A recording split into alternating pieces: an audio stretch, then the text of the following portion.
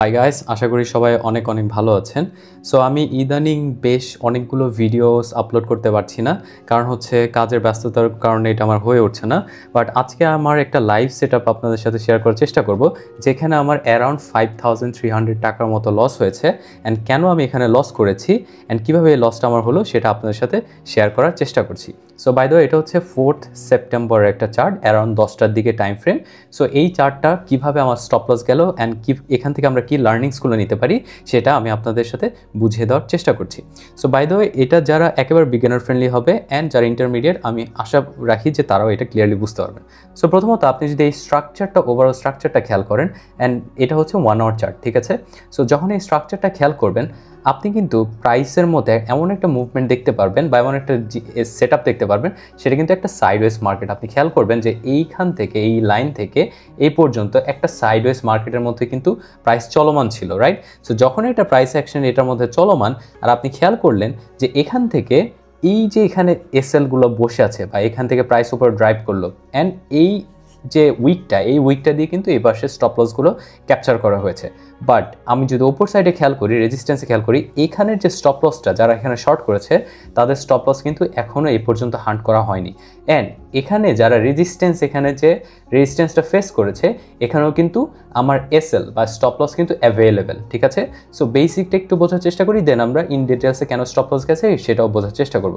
So এই নিচের এরিয়াটা হবে আমার সাপোর্ট অ্যান্ড ওপরের এরিয়াটা হবে আমার রেজিস্ট্যান্স, ঠিক আছে। সো সাপোর্ট অ্যান্ড রেজিস্ট্যান্স যখন আমি বুঝলাম, অ্যান্ড এর পাশাপাশি আমাকে যেটা করতে হবে, আমি যখন সাপোর্টে আসবে তখন আমি প্রাইসে কি করব?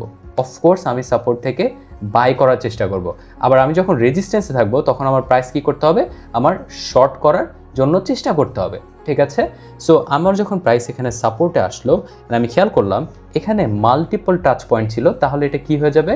যখন মাল্টিপল টাচ পয়েন্ট হয় সেটা হবে একটা কি জোন, ঠিক আছে।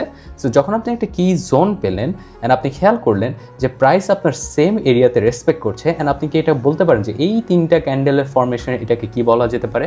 হ্যাঁ, অনেকে হয়তো কারেক্ট অ্যান্সার দিয়ে ফেলেছেন যারা বেসিক ক্যান্ডেল স্টিক বোঝেন। এটা হচ্ছে মর্নিং স্টার। অ্যান্ড এই যে মাঝখানে যে ক্যান্ডেলটা, সেটাকে আপনি একটা ডজিও বলতে পারেন, কারণ এখানের বডিটা অনেক ছোট তুলনামূলক, এখানে উইকের হিসেবে বডিটা অনেক ছোট। সো এই যে মর্নিং স্টার, এটা কিন্তু একটা পজিটিভ বাইং সিগন্যাল দেয় আপনাকে, যেটা কিনা আপনাকে প্রাইস উপরে ড্রাইভ করতে হেল্প করতে পারে। সো আমি যেটা করেছি এখানে, যখন আমি এটা দেখলাম অ্যান্ড পরবর্তী 3টি ক্যান্ডেল এখানে পজিটিভ দিয়েছে বা গ্রিন ক্যান্ডেল ছিল, আমি এখানে বাই করেছি। অ্যান্ড গেস হোয়াট, পরবর্তী ক্যান্ডেলটাই আমাকে এখানে এমন একটা ফেয়ার জোনে নিয়ে এসেছে যে সামহাও আমার স্টপ লসটা এখানে যেতে পারে, ঠিক আছে। সো প্রথম সিগন্যাল ছিল যে ওকে, আমার স্টপ লস যে কোনো সময় যেতে পারে। সো আমি যেটা করেছি, আমি সবসময় চেষ্টা করি আমার মিনিমাম টার্গেট রাখা 1:1.8 or 2। এখন কিভাবে আমি 1.8 রাখার চেষ্টা করি? যখন আমি দেখি আমার যদি কোনো একটা প্রাইস অ্যাকশন যদি পয়েন্ট অফ কন্ট্রোলের আশেপাশে থাকে, তখন আমি এই পয়েন্ট অফ কন্ট্রোল থেকে এক্সিট নেওয়ার চেষ্টা করি। যদি সেটা আমাকে 1:1.8 রিওয়ার্ড দেয়, তাহলে আমি সেখান থেকে বের হয়ে যাওয়ার চেষ্টা করি। সো এখানে যেটা হয়েছে, আমি এখান থেকে লং করেছি অ্যান্ড আমার স্টপ লস রেখেছি এই যে প্রিভিয়াস ক্যান্ডেল ছিল, এই প্রিভিয়াস ক্যান্ডেলের নিচে। সো এখানে আমার এসএল, ঠিক আছে। সো আপনি যদি এখানে কাউন্ট করেন, সো এখানে আমার টার্গেট ছিল 1:2। কেন? কারণ আমার এখানে কিন্তু কোনো পয়েন্ট অফ কন্ট্রোল ছিল না। সো আমার টার্গেট কিন্তু এখানে ছিল। অ্যান্ড গেস হোয়াট, এখানে যারা স্টপ লস, এখানে স্টপ লস, এখানে স্টপ লস, এখানে যারা শর্ট করেছে, সবার স্টপ লস কিন্তু এটার উপরে ছিল, রাইট? বাট মার্কেট কি করেছে, এখান থেকে ফেয়ার জোনে বা মানুষকে ভয় দেখিয়ে ঠিক এক্স্যাক্টলি আমার চার্টে প্রফিট জোনে ছিল। অ্যান্ড গেস হোয়াট, আপনারা যারা এখানে, আমি যদি আপনাকে লাইভে দেখাতে পারতাম, বাট এখানে যারা অলমোস্ট আপনার প্রফিটের কাছাকাছি, আপনি এখানে খেয়াল করলেন যে আপনার যদি এখানে 5300 টাকা লস হয়ে থাকে, আপনার এখানে অ্যারাউন্ড 9000 টাকা প্রফিট আপনার চলছিল। সেখান থেকে আপনার এখানে একটা এসএল চলে যায়। অ্যান্ড এসএল এর ব্যাপারটা পরে আসছি। অ্যান্ড আপনি আমাকে বলতে পারেন যে ভাই কেন আপনি এখান থেকে 9000 টাকাটা নিলেন না? এর কারণ হচ্ছে, এইখানে যে এসএমসি কনসেপ্ট যারা বুঝেন তারা জানবেন যে মার্কেটের বড় বড় মার্কেট মেকাররা স্টপ লস হান্ট করা হচ্ছে তাদের মেইন কাজ।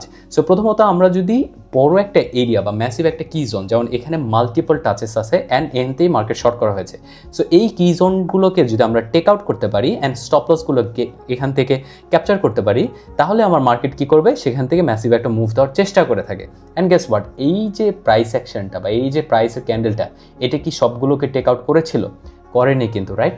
এই যে না করে প্রাইসে ফেইলিয়ারটা, এই ফেলিয়ারটা কিন্তু এসএমসি কনসেপ্টের মধ্যে অনেকটা কমপ্লিকেটেড একটা সিচুয়েশন। সো আমি আমার চার্টে এর পাশাপাশি আমি লাইভে দেখছিলাম আমার 9000 টাকা প্রফিট চলছে, অ্যান্ড গেস হোয়াট, পরবর্তী এমন ক্যান্ডেল যে এই একটা ক্যান্ডেলের manipulation, as you can see the size of the candle, right? এটা কিন্তু ম্যাসিভ একটা ক্যান্ডেল, অ্যান্ড এই একটা ক্যান্ডেলের সাইজ আপনি যদি আমার মনে হয় সবগুলো ক্যান্ডেলও যোগ করেন তাও মনে হয় না যে এত বড় ক্যান্ডেলের সাইজ হবে। কেন? আপনি যখন কোনো নিউজের মধ্যে পড়ে যাবেন তখনই আপনার প্রাইস অ্যাকশনটা এভাবে নষ্ট হয়, অ্যান্ড তখন মানুষ ফেয়ারেই ভয়েই প্রাইসগুলো সেল করার চেষ্টা করে অথবা ভয়ে মানুষ বাই করার চেষ্টা করে।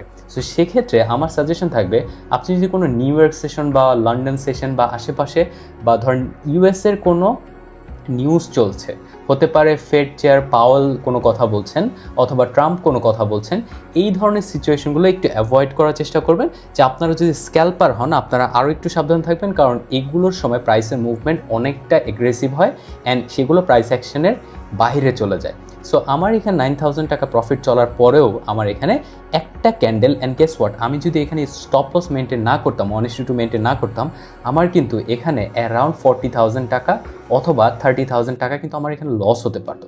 কারণ এটা কিন্তু আমার যখন এটাকে এখানে আমি স্টপ লস দিচ্ছি, এটাকে ডাবল করলেও এটার থেকেও কিন্তু ক্যান্ডেল অনেক বড় ছিল। সো আপনারা সবসময় চেষ্টা করবেন এসএল দিতে, মার্কেট আপনার এসএল নিবে, এর জন্য আমার উইনিং রেশিও কখনোই 100% না। আমার winning ratio around 68% best case সিনারিওতে অ্যান্ড ওয়ার্স্ট কেস সিনারিওতে 52%।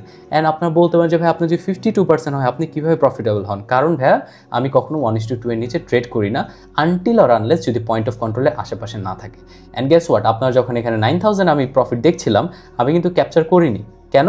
কারণ আমার টার্গেট এখানে যথেষ্ট লজিক ছিল, যে এসএমসি কনসেপ্ট বলেন, basic and support and resistance বলেন, আপনার কি জোন বলেন, corrective structure and impulsive structure বলেন, আপনার সবগুলোই আপনাকে এখানে সেই সাপোর্টটা দিচ্ছিল। And on top of that আপনি যদি ভলিউমটা খেয়াল করেন, এখানে কিন্তু ভলিউমে আপনাকে ভালো সিগন্যাল দিচ্ছিল যে volume continuously going up. And somehow এই একটা ম্যানিপুলেশন ক্যান্ডেল যেটা আপনার এখানে যারাই বাই করেছে সবার স্টপ লস হান্ট অ্যান্ড বড় বড় জায়েন্টদেরও এখান থেকে ড্রপ করে দিয়েছে। সো আমি আশা করি আমার এই স্টপ লসের মাধ্যমে আপনারা কিছুটা শিখতে পেরেছেন। অ্যান্ড এখানে কোনো, আমি জেনুইনলি বিশ্বাস করি এখানে তেমন কোনো মিস্টেক বা ভুল, আমার ভুল বলতে কোনো শব্দ নাই। এখান থেকে যে লার্নিংসটা পেয়েছি আমি চেষ্টা করব যে কোনো নিউজ চলাকালীন আমার সেটআপগুলো অ্যাভয়েড করার। সো দ্যাটস ইট গাইস, আমি আশা করি আপনারা কিছুটা হলো আমার মিস্টেক থেকে শিখতে পেরেছেন। So that's it, I hope you guys enjoyed this video so far. If you do, please consider following my page because more amazing contents are coming up. Alright guys, take care and Allah Hafiz.